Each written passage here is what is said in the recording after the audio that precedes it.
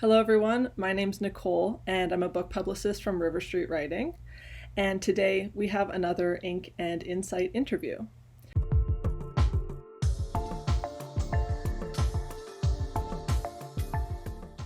So, Pratap, if you would tell us about yourself and your book, that would be really wonderful.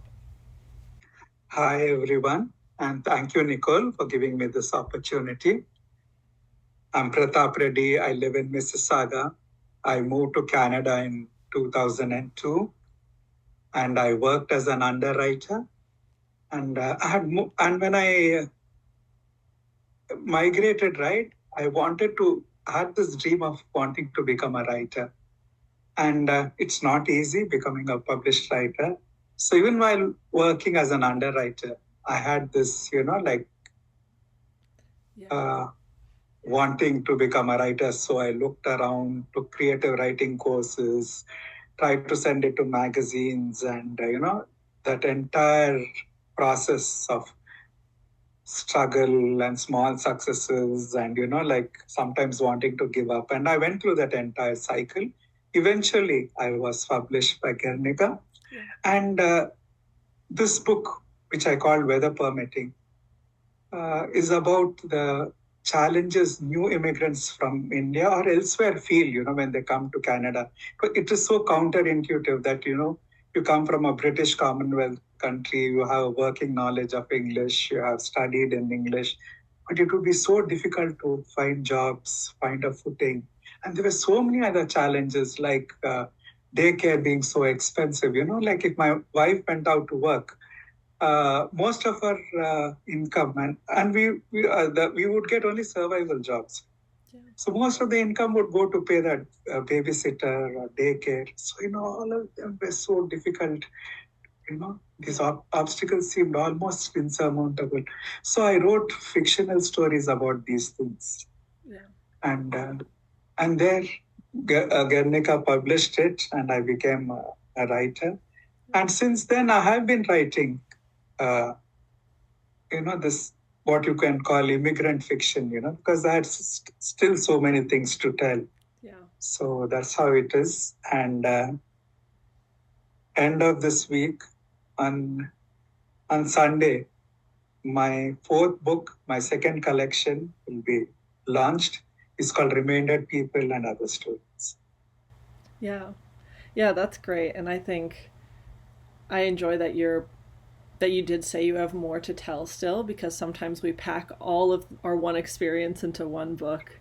But there's so many facets, and I'm sure this is something that I know at least many of my friends and colleagues can relate to. So I'm very excited about this, and congratulations on having this get published. Thank you.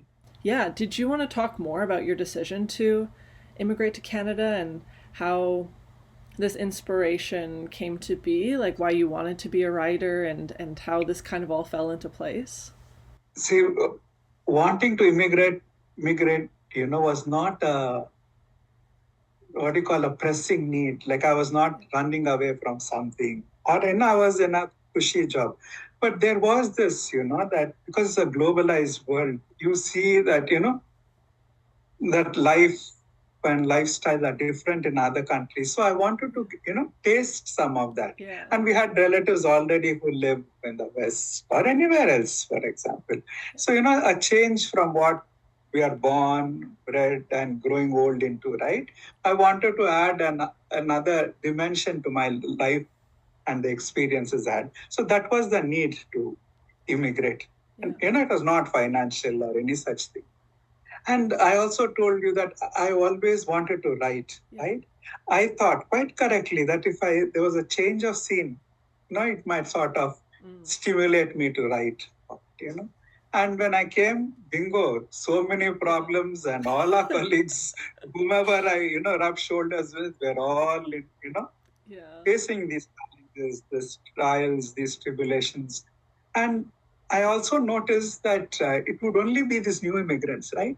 Once 2 or 3 years had lapsed, they were all in well-off, situations. They would have a car or more than one, a house they have taken on mortgage. It was only that initial window of 1 to 3 years, right? where you felt all these struggles kind of, because maybe there was this suddenly, being put in a place where there were so many unimagined obstacles and problems, right? Yeah. You lived a life to an even 10 hour earlier, and then suddenly facing so many, like every kind, that school, for example, would be slightly different from a school in India for my little son, right? Yeah. Even for him, it was a challenge, So everywhere, everybody seems to be having these challenges. So there, it was ready made for me what I should write about.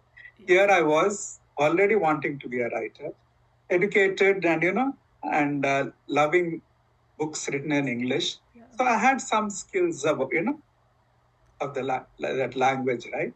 So then I started writing about them, and then many people appreciated it. Though it was very hard to find a publisher, Yeah. even to find to to have your individual stories published, right? It was a challenge.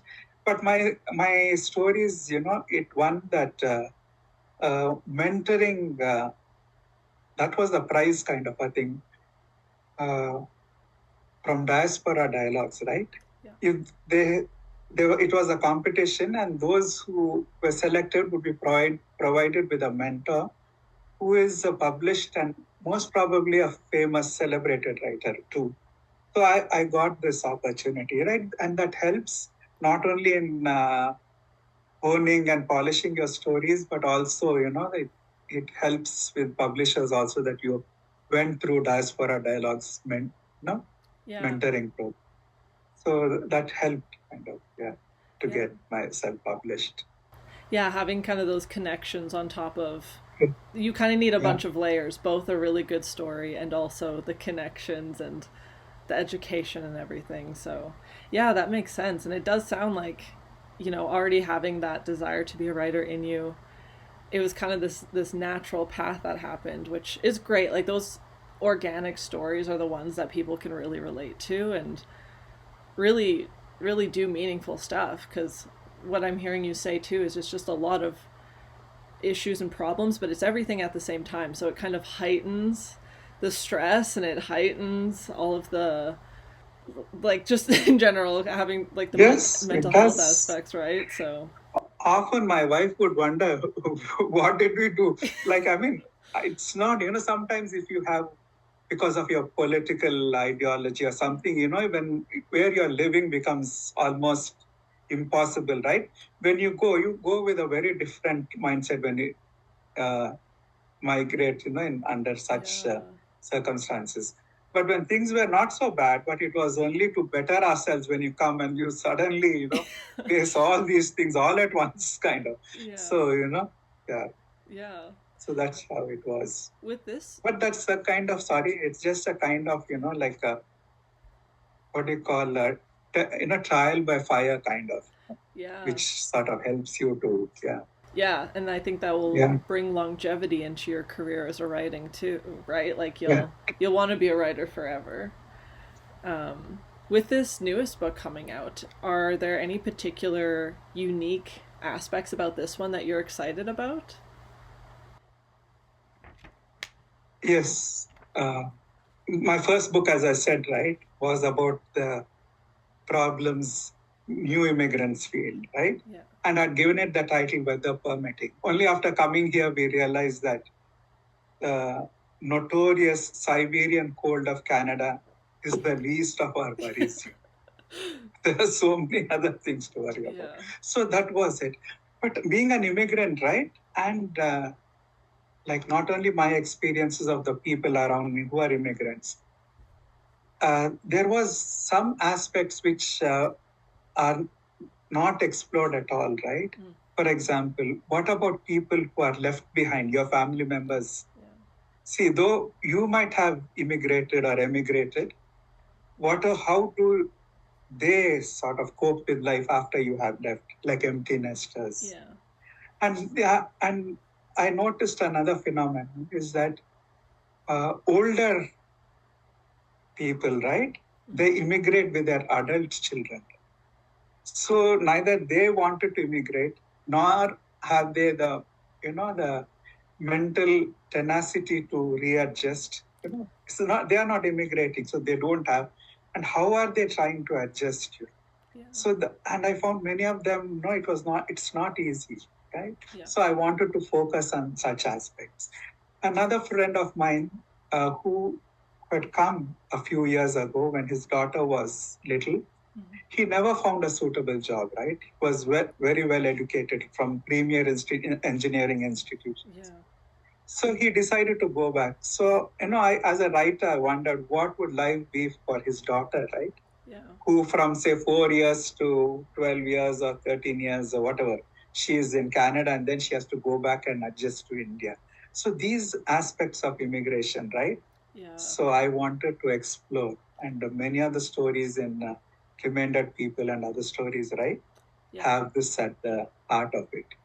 That makes sense. Yeah, I enjoy that you kind of include the different aspects of age, both within child parent relationships as well as the individual migrating. I think that'll be really interesting because for sure there'd be like those really big differences on that. And as it is, a child parent relationship can be complicated, let alone when you bring it country to country, and the younger the kid Very is, much. the less emotional intelligence they have to understand really what's happening, right? So Especially parent child relationship, right? yeah.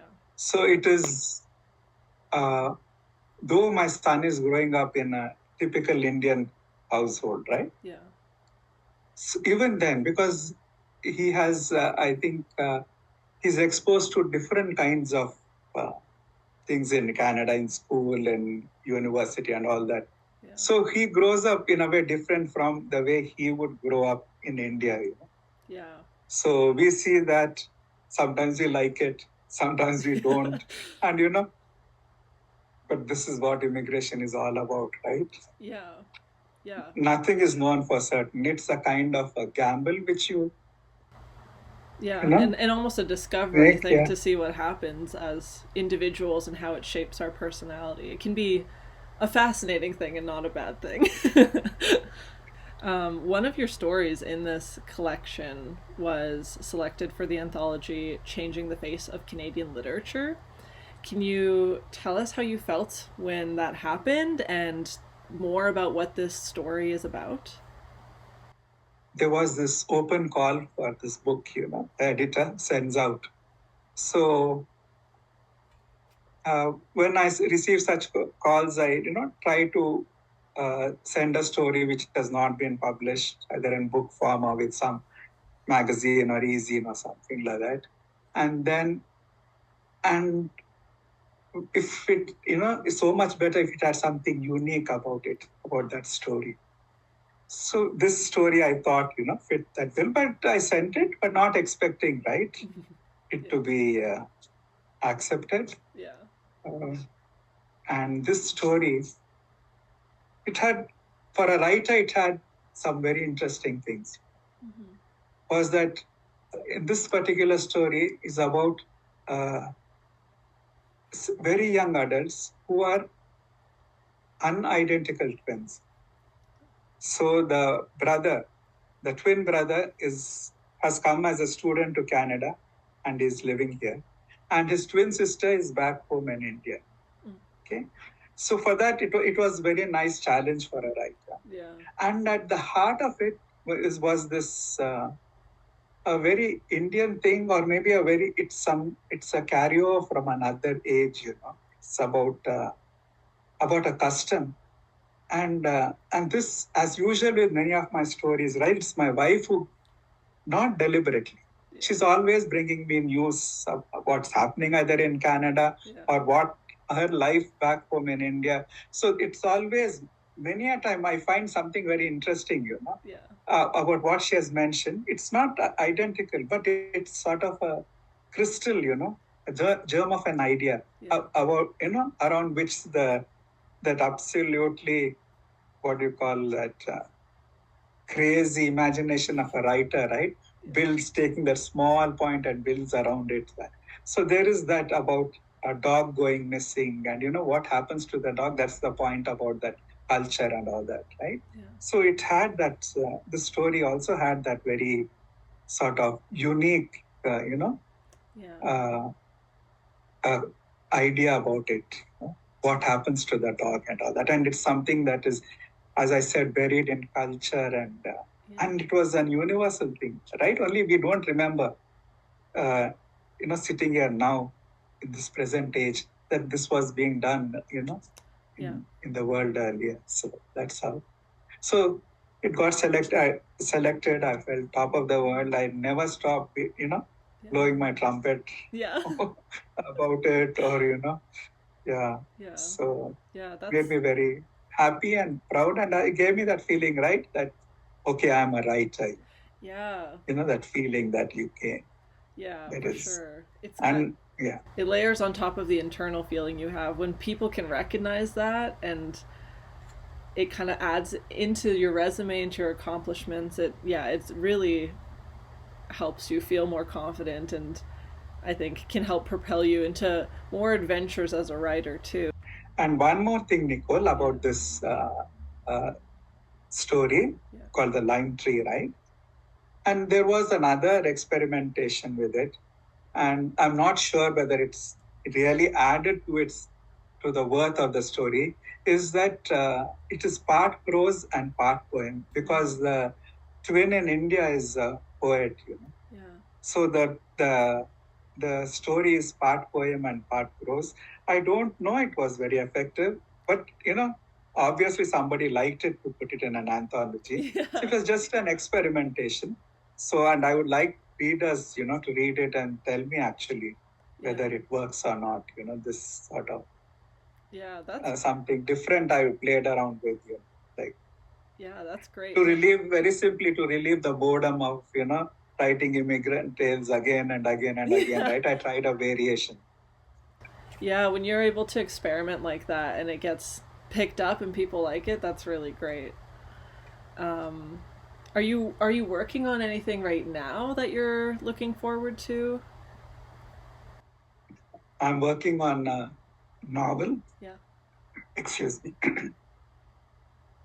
For the first time, it is not set in Canada, or it doesn't have that overtly immigrant slant to it. Yeah. Nonetheless, despite that, some small things, try to that bring in the immigration aspect of its own volition, nothing to do with the writer, but somehow or the other it slips in. But I can always remove it if I so desire. It's set in India, and as it's an it's a work that grows organically, right? It's meant to be about that Me Too movement, and if you remember, see, it was very, very, prominent in about 10 years ago in the West, and this sort of virus moved to India also, and there it had all kinds of its own Indian made stamp on it, and very, very, absolutely unfortunate consequences, with there, that Me Too movement about exploitation. That was meant to be the plot of that novel. It is almost 3/4 complete, and it would come in, but it has not yet come in this aspect of Me Too into that novel. So that's what it is. It's set in India, and I'm enjoying writing it. And the first few chapters of it fetch me the, what is it called, recommenders grant from Ontario Arts Council.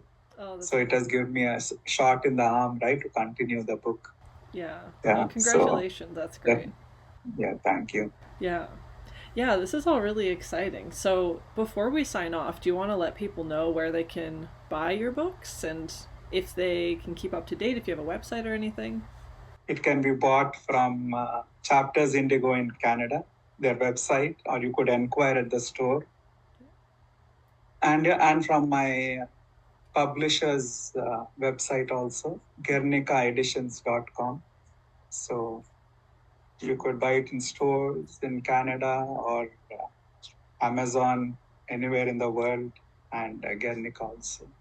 And just about my novel, I have called it Praful's Errands, it's called Praful's Errands, like fool's errands kind of, right? To show a character who gets carried away, because he's quite a smart character, young man.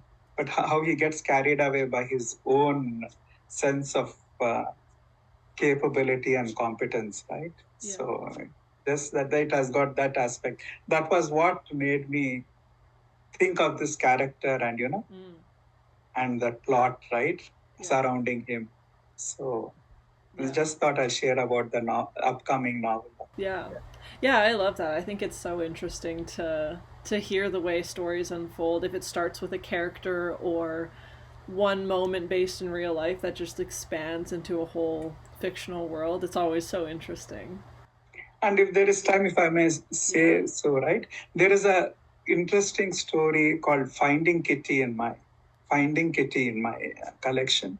It's about again, you know, one aspect of immigration. The young woman who has grown up in Canada has to go back to India. And then it's her interaction with a stranger on the street, right? Who she thinks is looking for a lost cat.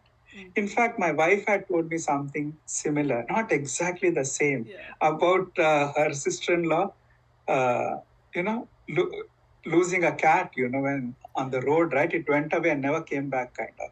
So that gave me that idea, when she was narrating this incident, that I must do something about it. Yeah. And it was not identical, but this is how it turned out, this Finding Kitty, which gives me a lot of pleasure, that story, because it's about communication and about, though being an Indian, you come back to India, but there is a disconnect between you and other Indians. Mm-hmm. But it ends happily. But that's the kind of a thing I wanted to examine, how you can be a foreigner in your own country. Yeah, that makes sense. Yeah, as soon as you have such like different experiences from the people who are from your hometown and home country, it does end up kind of those gaps of separation start to come into play, and that can be really small scale, it can be big scale. So yeah, well, that's so great. I'm excited for this book about to come out, and I'm glad you're already writing your next one. This sounds like it's going to be a really, you're going to have a really fruitful collection. Yeah, and thank you everyone for watching Ink and Insight, and we will see you on our next episode. Bye. Bye. Thank you, everyone.